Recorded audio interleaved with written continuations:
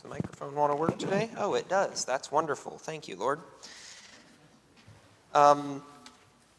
Before I forget, there was a handout in the front for today's sermon if you like to take notes because it helps you stay awake.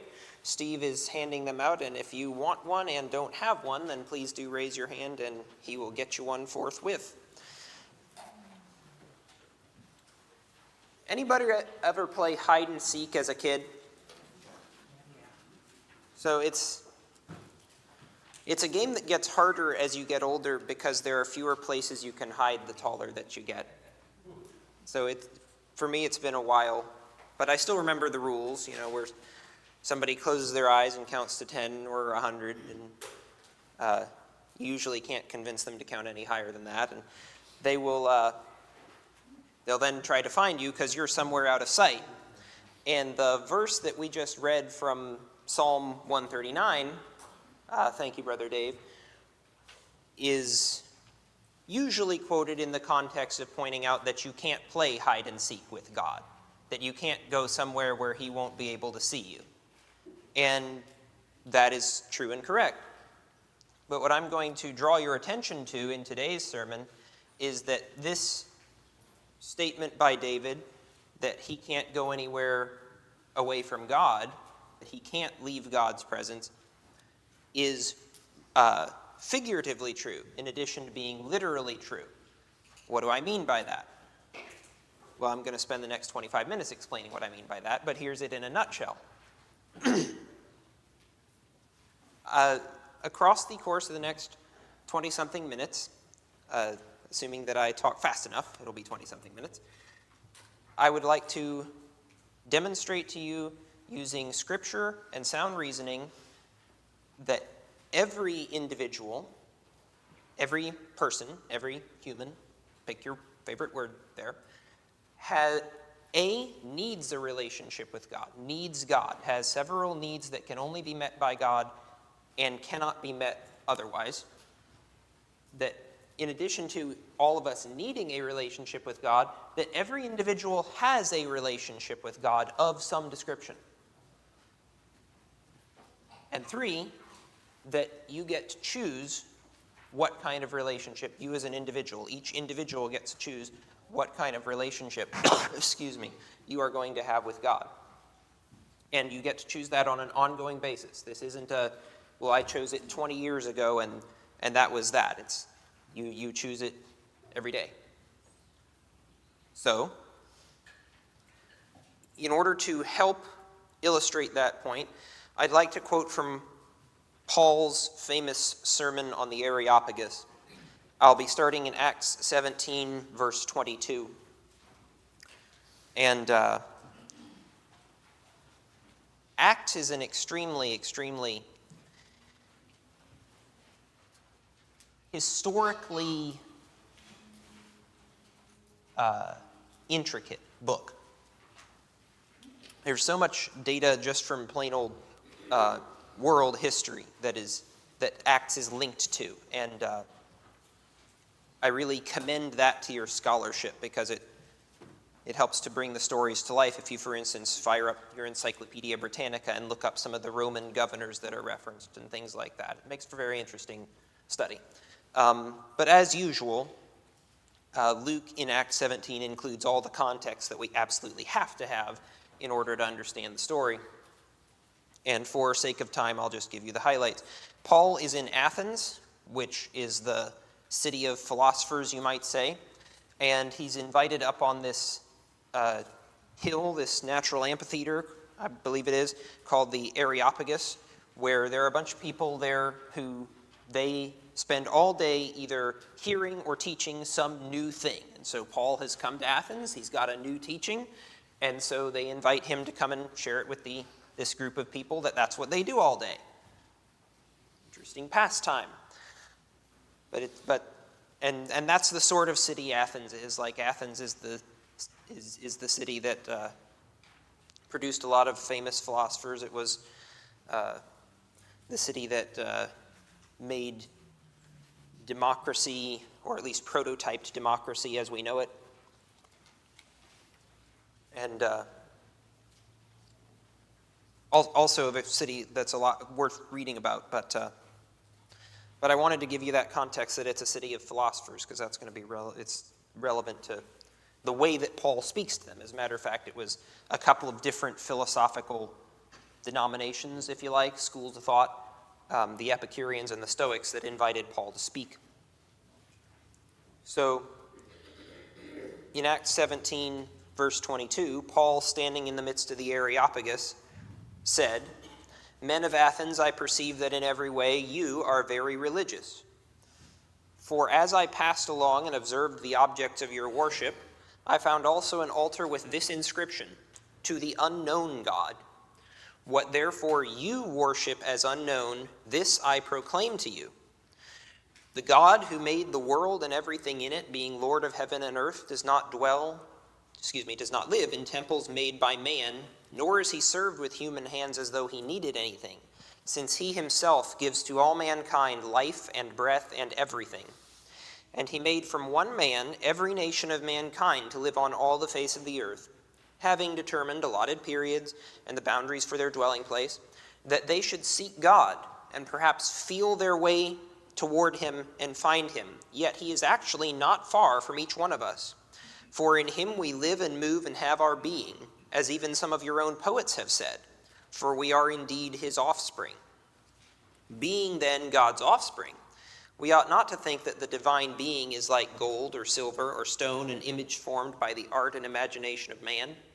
The times of ignorance God overlooked, but now he commands all people everywhere to repent, because he has fixed a day on which he will judge the world in righteousness by a man whom he has appointed.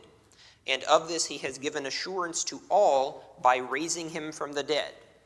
Verse 32, "Now when they," meaning the Areopagites, the people who are there to hear or teach some new thing, "heard of the resurrection of the dead, some mocked, but others said, 'We will hear you again about this.' So Paul went out from their midst." Verse 34 continues with the story. "But some men joined him and believed, among whom were also Dionysius the Areopagite." So he had at least one convert directly from among the people who are on the Areopagus, and a woman named Damaris, and others with them. So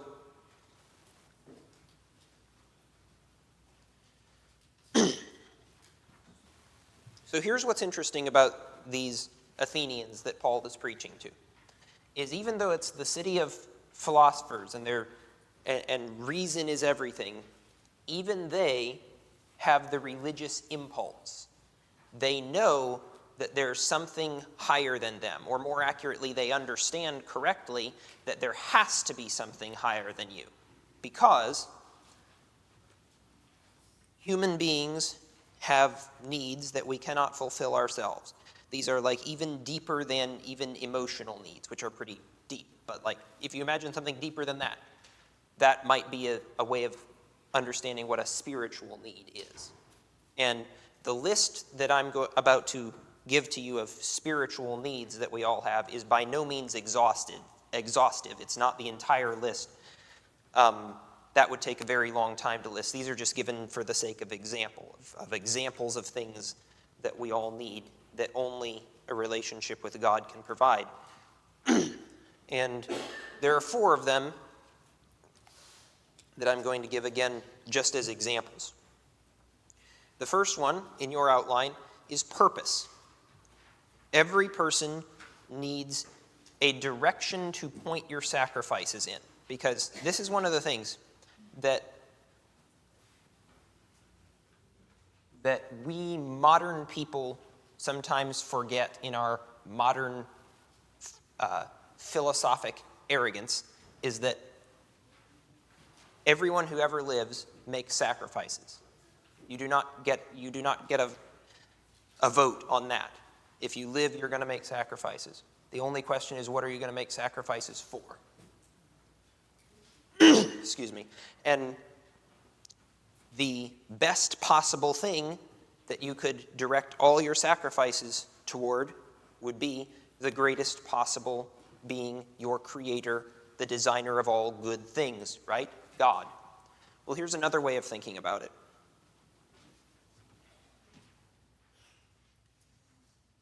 You have things that matter to you, right? This is something to put in your spiritual tool belt whenever you go out and try to evangelize to people, and maybe you talk to somebody who's not so sure about their relationship with God. Like, you have things that matter to you. And some things that matter to you matter more to you than other things that matter to you, right? Some things are more important than other things. Well, if you follow that logically, then there's something or someone that is more important to you than anything else. And regardless of whether you call it that, whatever that is that's more important to you than anything else at all, that is your God. You can call it whatever you like, but functionally speaking, that's what it is. And if you run into somebody who's particularly technical, they'll say, and if they say, well, there are multiple things that are, all these are equally the most important thing to me, and there's like 2 or 3 or 10 or 20, it's like, well, that's polytheism by any other name. That's what the Athenians were doing. Excuse me. And again, you don't have to call it that, but that's still what it is. And so, and this is something that's also useful to know, is that there are a lot of inadequate substitutes that people will put or attempt to put in the hole in your soul where God belongs. And for instance, in the case of everyone knowing that they need a purpose, they need a point for their life, for their sacrifices, for all the suffering that they endure, that there has to be a point to it all. And everyone knows that. And so for people who don't have God or don't want to have God, and those who don't want to have are a subset of those who don't. So, keep that in mind. Just because somebody doesn't have God doesn't mean they don't want to. Maybe they just need to be taught. Like the Ethiopian eunuch said to Philip, how shall I understand unless someone guides me? But anyway, one of the things that people will use as a substitute for God when they go looking for a purpose is just pleasure. It's like fun. I may suffer, but at least I'm going to have fun. And that's not good enough, but it's one of the substitutes people use. Second thing that you need, spiritual need, you need morality. You need a moral reference point external to yourself. And here's how you know that. Because most of us at some point have had the drastic misfortune of meeting somebody who did consider himself, like a person who considered himself the determiner of right and wrong. It's like, if I say it's right, it's right. If I say it's wrong, it's wrong. We've all met somebody like that. And you remember how intolerable that person was. And that's usually also a very self-destructive way to think about the world. It's, well, I'm the arbiter of morality. It's like, you're so far from perfect that that's comical if you stop and think about it.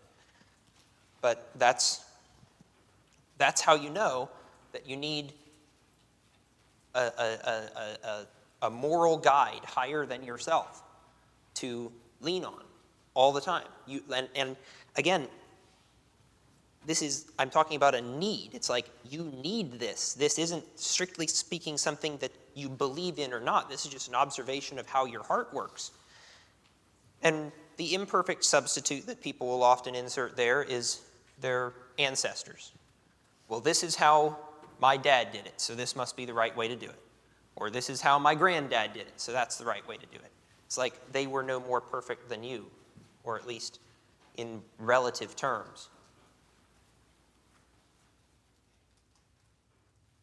Third thing you need that only God can provide the perfect fulfillment of is identity. And side note, on your outline there are reference verses for each of these, which I'm skipping over for the sake of time, but I will summarize them at the end. You need to know to whom you belong. Like, who do you belong with? Whom do you belong to? Yes, that's the correct grammar, I think. And one of the ways you can tell this is a particularly important one in our modern world is stop and think about this. There are people who are so starved for a sense of belonging that they will they will turn on their computer, or more often their smartphone, and go on their social media platform of choice and type things that they neither understand nor really believe in the hopes that people will tell them that they're a member of their tribe and they belong and they're right. And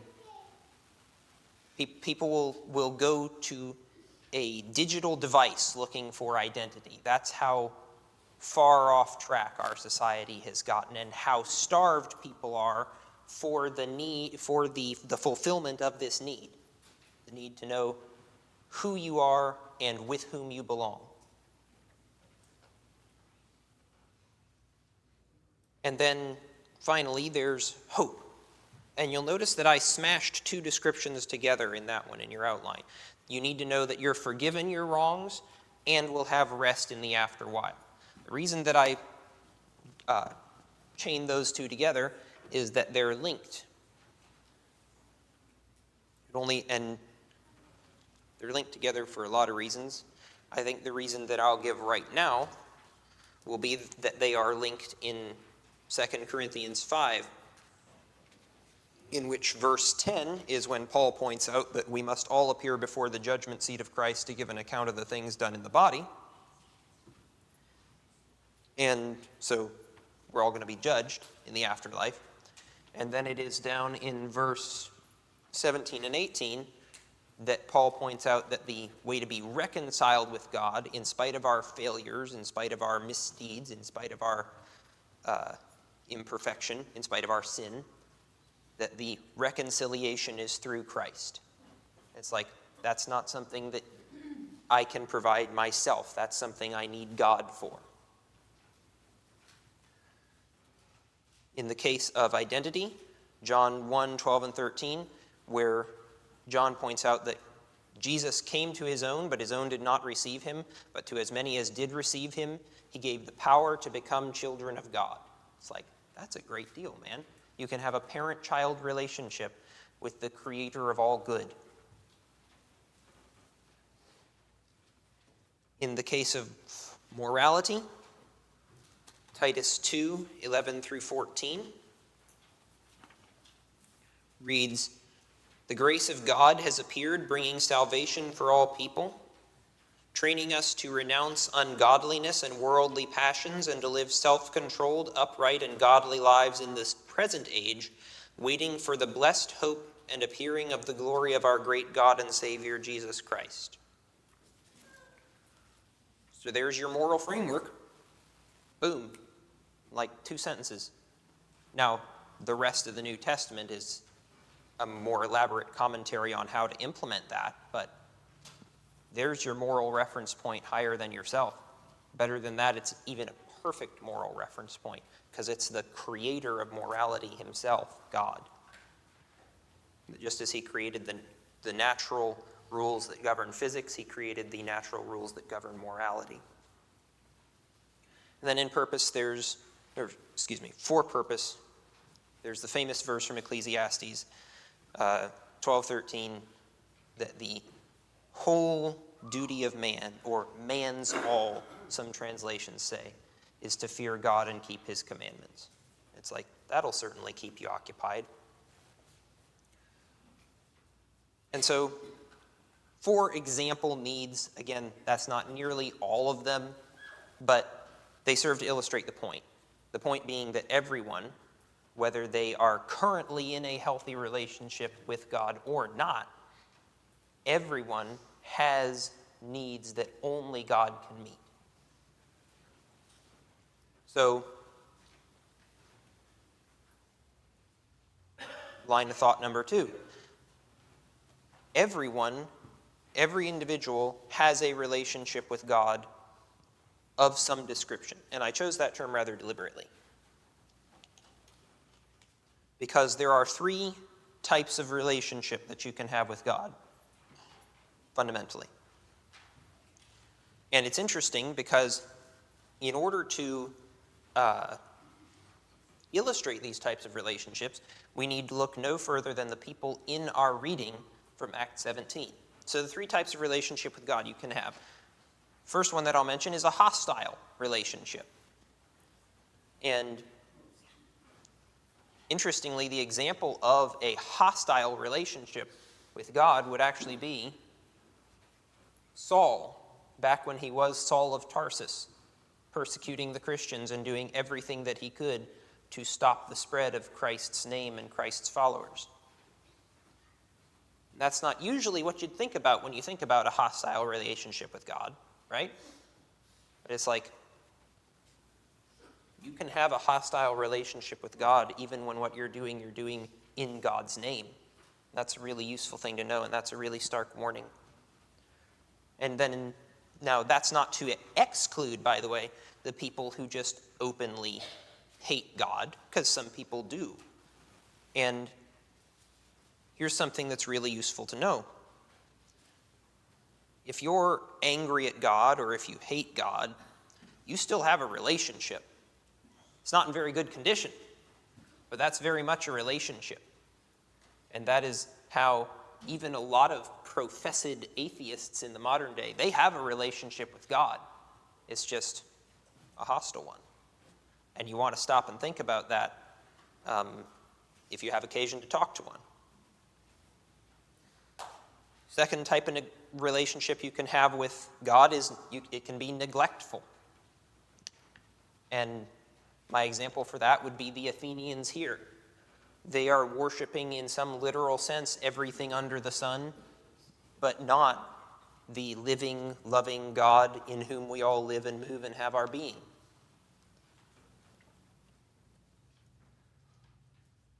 And you'll meet a lot of people in our modern day who, if you sit down and ask them, like, as an intellectual thing, like, do you believe in God? They'll say, oh, yeah, sure. But then they don't do much, if anything, about it. And it's useful to know that there's a difference between having a hostile relationship and just having a neglectful relationship. Because if we are not active and deliberate in cultivating, in growing our relationship with God, then we are subject to slide from the category of having a loving relationship, which we're about to get to, into the category of having a neglectful relationship. If we just sit around and do nothing, that we're going to slide from one into the other. And that's why you need to be deliberate and active in your relationship with God and in growing your relationship with God. Just like, let's say you're in a relationship with a person, friend, spouse, child. That relationship doesn't stay healthy and loving unless you mutually serve and communicate. You should extend that same courtesy to God that you would to another person. It's like communicate and serve. And the third, and the kind of relationship you want to have with God, is a loving relationship.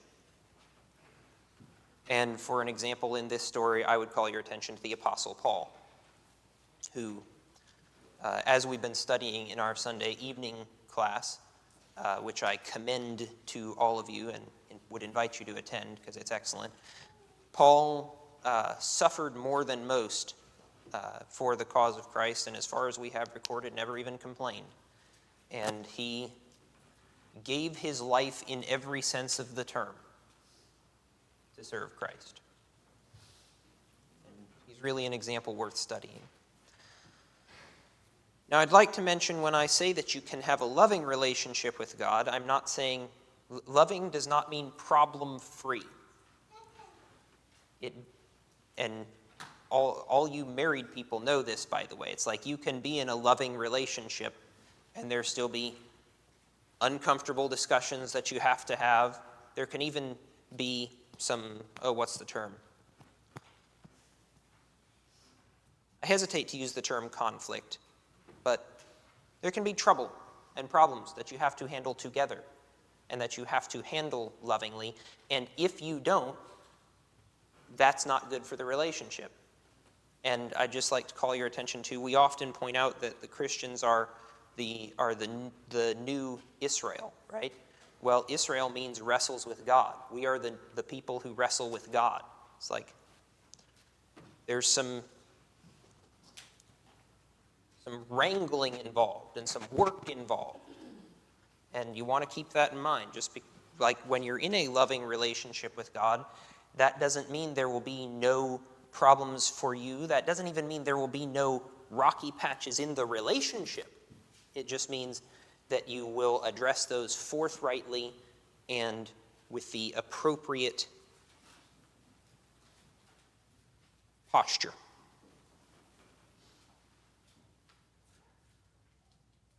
Third and finally, you get to choose which one of these three relationships you have.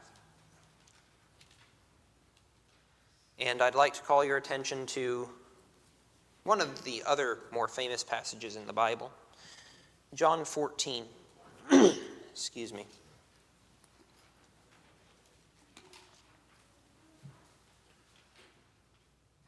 John 14 and verse 15. This entire discourse takes course at the Last Supper, by the way. John 14:15, Jesus speaking to the apostles, "If you love me, you will keep my commandments."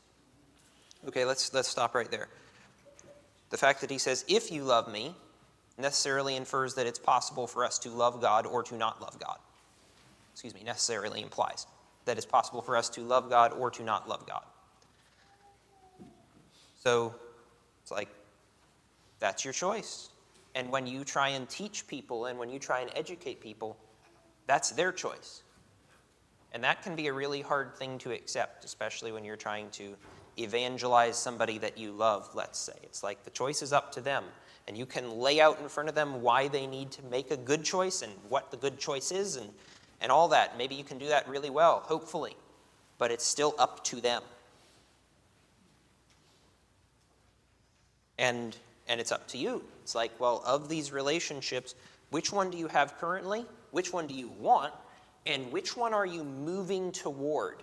Because you're trending in one direction or the other. And I'd like to draw your attention later in this same chapter to verses 23 and 24. John 14, 23 and 24. "If anyone loves me, he will keep my word, and my Father will love him, and we will come to him and make our home with him. Whoever does not love me does not keep my words, and the word that you hear is not mine, but my Father's who sent me." Now you'll notice he says, if anyone loves me, he will keep my word. He doesn't say he will keep my word once, and then we're good.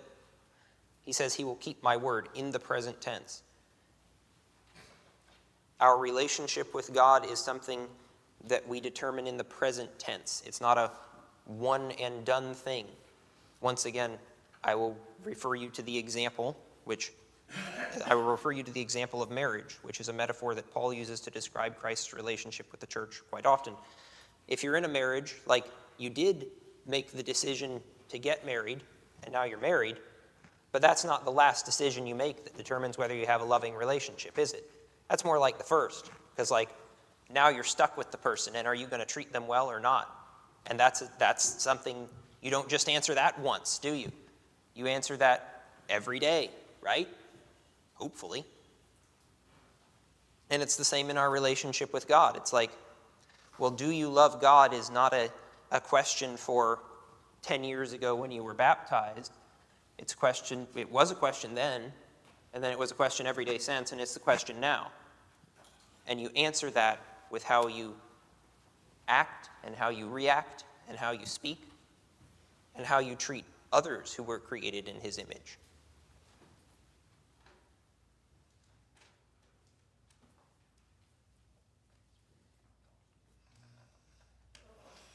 And I'd like to leave you with this.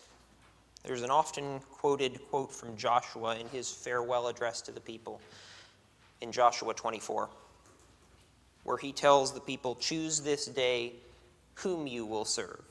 If the Lord is God, then serve him, Or if the idols of the land that you're going into are gods, serve them. But pick one.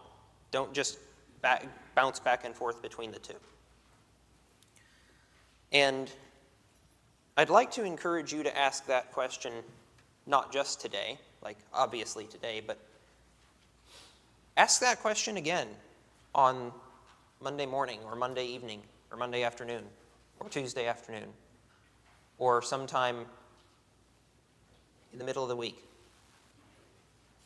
And ask, well, today, what kind of relationship am I choosing with God? Because that's a question to ask and to answer every day. And there is no escape from it. That is a question that you will answer. And if your answer is, well, I'm not going to think about that right now, that is an answer. If you've got a decision facing you and your response is, well, I'm just going to defer that decision for later, that is in and of itself a decision. And if it's an important decision that you're deferring for later, it's probably not a very wise decision, is it?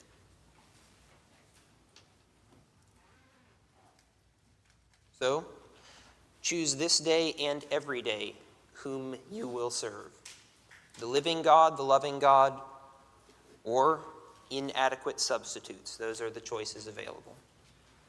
And if anyone is subject to the call to be baptized and to dedicate your life to God for the first time, then you are more than welcome to come forward as we stand and sing. Or, if, by the way, I have not convinced you that God is inescapable, I'd really like to know why. And I'm open to talk to anybody on your way out the back. Please come forward if you are subject to the call as we stand and sing.